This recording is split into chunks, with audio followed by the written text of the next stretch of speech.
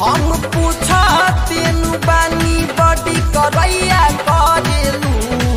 बोला कवन क्लास में गोरी तू पढ़ैया करेलू बोला कवन क्लास में गोरी तू पढ़ैया करेलू बोला ना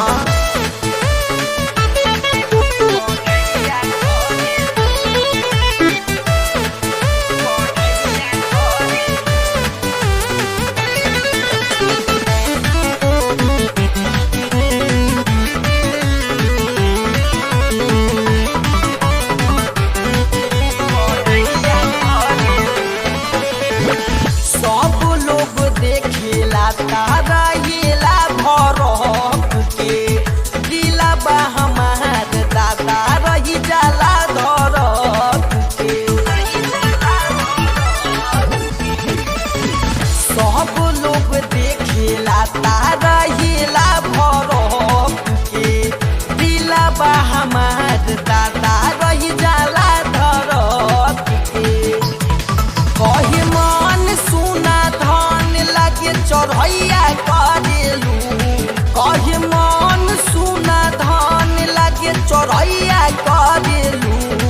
बोला कवन क्लास में गोरी तू पढ़ैया करेलू बोला कवन क्लास में गोरी तू पढ़ैया करेलू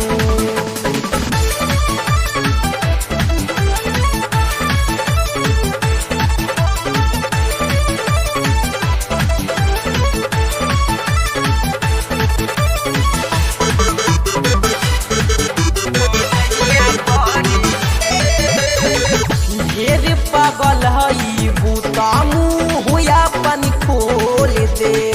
तोहरा के ये हो बोली लव यू बोल दे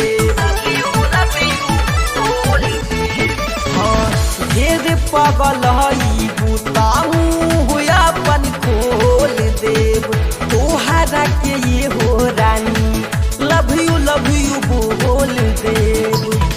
रोज प्रेम दिलदार से लड़ैया करेलू रोज भानु प्रताप से लड़ैया करेलू बोला कवन क्लास में गोरी तू पढ़ैया करेलू बोला कवन क्लास में गोरी तू पढ़ैया करेलू हम पूछा तेनु बानी बड़ी करैया करेलू हम पूछा तेनु बानी बड़ी करैया करेलू बोला कवन क्लास में गोरी तू पढ़ैया करेलू बोला कवन क्लास में गोरी तू पढ़ैया करेलू बोला ना कवन क्लास में पढ़ेलू।